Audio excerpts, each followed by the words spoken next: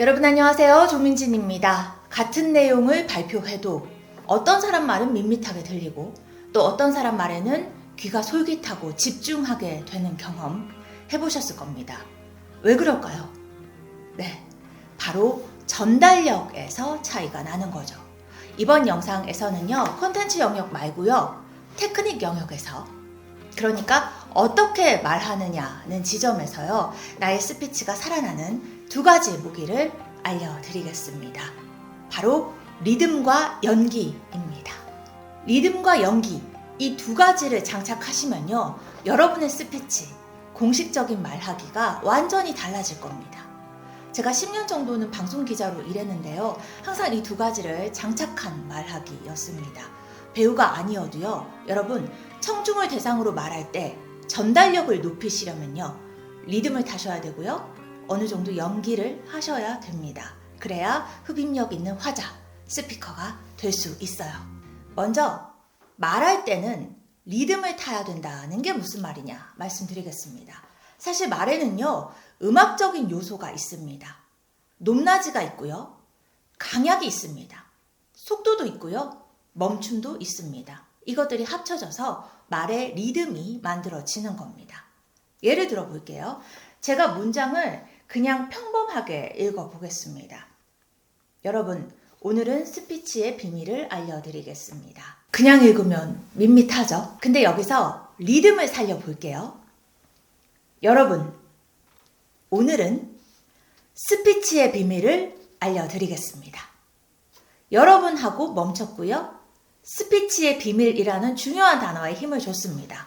후자에 더 집중이 되셨죠? 리듬을 살린 말하기입니다. 저는 지금도 이 영상을 찍으면서 나름대로 리듬감을 갖고 말씀을 드리고 있어요. 느껴지시죠? 음절의 고적, 단어의 강약, 말의 속도와 멈춤까지 전달력에 초점을 맞춰서 말하고 있습니다. 여기서 제가 좋아하는 영화 한 편 추천합니다. 킹스 스피치라는 영국 영화인데요. 영국 왕 조지 6세의 실화를 바탕으로 한 영화입니다. 조지 6세는 말을 더듬는 증상 때문에 대중 스피치가 너무 괴로워서 왕이 되기 싫었던 사람이었어요. 참고로 이 조지 6세의 딸이 2022년에 무려 70년간의 재위를 마치고 별세한 여왕 엘리자베스 2세입니다. 아무튼 영화를 보면요, 조지 6세에게 언어치료사가 말할 때 리듬을 타라는 조언을 해줍니다. 그리고 연습 방법을 제안하는데요, 대사를 그냥 말하지 말고 좋아하는 노래의 멜로디에 얹어서 말해보라고 지도하거든요.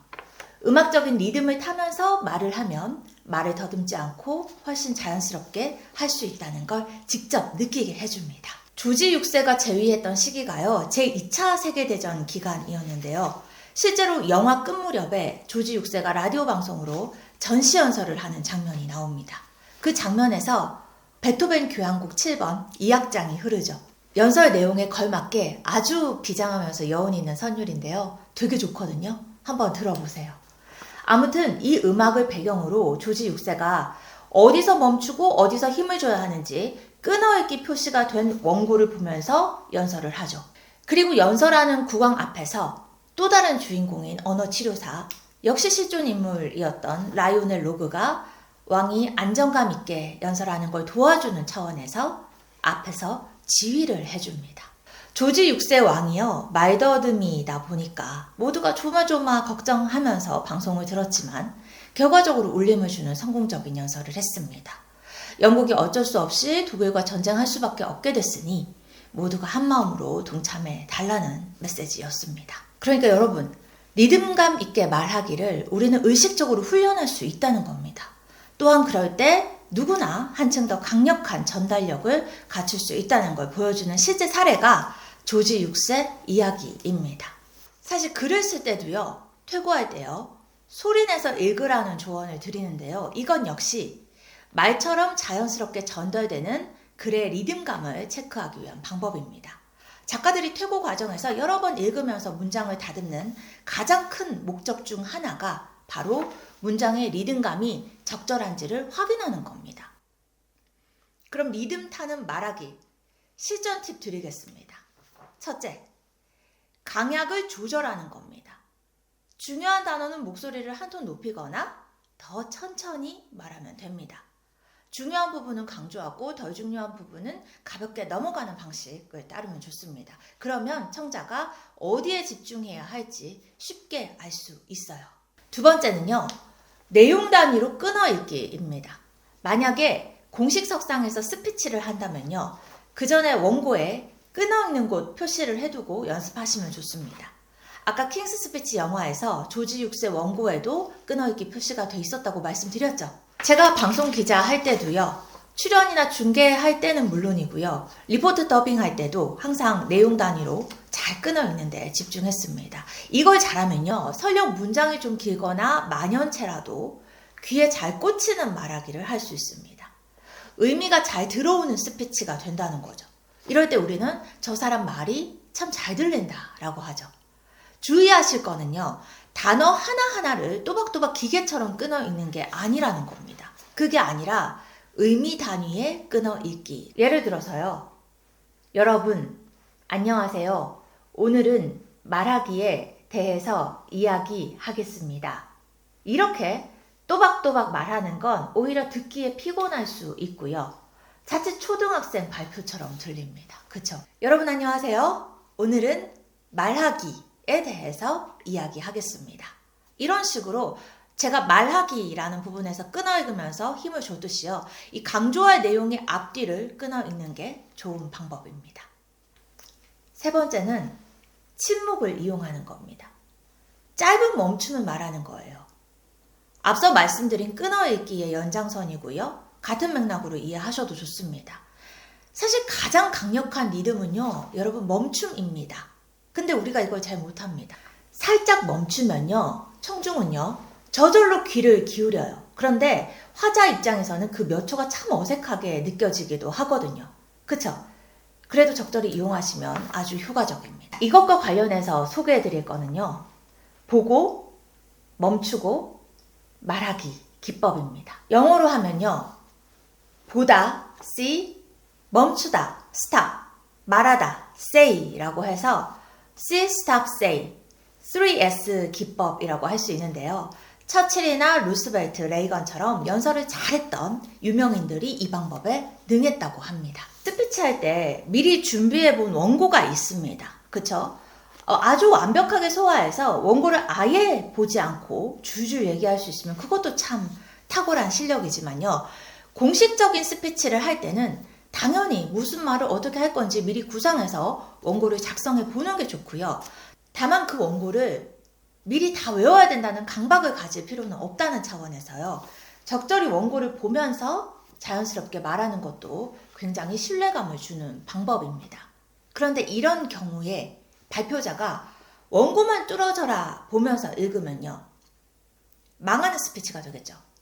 말할 땐 무엇보다 듣는 사람과 아이 컨택을 하면서 직접 소통하는 게 중요하잖아요. 그래서 이렇게 하시면 좋습니다. 먼저 원고를 내려다보고 말할 문장을 눈에 담고요, 고개를 들어서 잠시 멈추고 청중과 아이 컨택을 하면서 방금 읽은 문장을 말하는 거. See, stop, say 이 방법을 몸에 익히면요, 언제 어디서든 자연스러운 말하기를 할 수 있습니다. 물론 쉽지 않습니다. 연습을 많이 하셔야 돼요. 그래도 하실 수 있습니다. 제가 지난 영상에서 말씀드렸죠. 자연스러움은 결국 연습과 훈련의 결과라는 거. 발표 준비를 하면서 여러 번 원고를 읽어보면 이 방식을 자연스럽게 구사할 수 있습니다. 자, 이제 스피치 테크닉 두 번째입니다. 여러분, 스피치는 퍼포먼스라는 걸 기억하셔야 됩니다. 결국 연기하는 겁니다. 연기하듯 말하는 거예요. 이 말은요, 적극적으로 의도된 표현을 하셔야 된다는 얘기입니다. 핵심은요, 스피치의 목적과 내용에 맞는 감정, 태도, 말투를 의도적으로 선택하셔야 효과적인 전달력을 갖출 수 있다는 겁니다. 그 무대에 맞게, 발표 자리에 맞게 어느 정도 자신을 조율해서 드러낼 줄 알아야 한다는 말이에요. 가장 중요한 팁 하나를 드리겠습니다. 말에 적당한 감정을 입히는 겁니다. 문장을 말할 때요, 내가 지금 전하려는 메시지에 맞는 감정을 얹어보세요. 발표자가 예컨대 이게 정말 중요합니다 라고 말해도 말투나 표정이나 리듬이 걸맞지 않으면 청자에게 감흥을 줄 수가 없어요. 이게 정말 중요합니다. 이렇게 말해야 정말 더 중요하게 느껴지죠. 항상 말 잘하는 사람들은 단순하게 정보 전달 이상을 한다는 걸 캐치하셔야 됩니다. 우리는 궁극적으로요, 말을 하면서 감정과 에너지까지 전달해야 유능한 스피커가 될 수 있습니다. 기쁨, 진지함, 설득, 경고 등등 메시지에 따라서 말의 톤을 조금씩이라도 걸맞게 바꿔주면요, 훨씬 생기 넘치는 스피치를 하실 수 있습니다. 정리하겠습니다. 말을 잘하고 싶다면요, 두 가지를 기억하시면 됩니다. 먼저 리듬을 타자는 겁니다. 말은 음악과 비슷합니다. 강약, 속도, 멈춤을 적극적으로 활용하면요, 효과적입니다. 그리고 연기하듯 말하는 겁니다. 여러분, 나의 문장에 감정을 얹어야 청중이 움직입니다. 문학적인 글에 필자의 감정이 들어가야 독자가 공감하는 것과 같은 이치입니다. 배우가 자기 대사를 살아있게 만드는 것과 같은 맥락입니다. 리듬과 연기, 이 두 가지를 합치면요, 말이, 스피치가 살아납니다. 리듬은 메시지를 구조화해주고요, 약간의 연기는 그 메시지에 감정을 불어넣습니다. 이 둘이 합쳐지면 나의 말은 단순한 정보 이상의 에너지가 됩니다. 그래서 좋은 스피치는 항상 나의 메시지와 그에 걸맞는 에너지를 함께 전달하는 겁니다. 물론 이 모든 것은 훈련의 결과입니다. 연습할수록 유능해질 겁니다. 오늘 영상이 도움이 되셨다면 구독과 좋아요, 댓글로 공감 나눠주시고요. 저는 또 다음 영상에서 뵙겠습니다.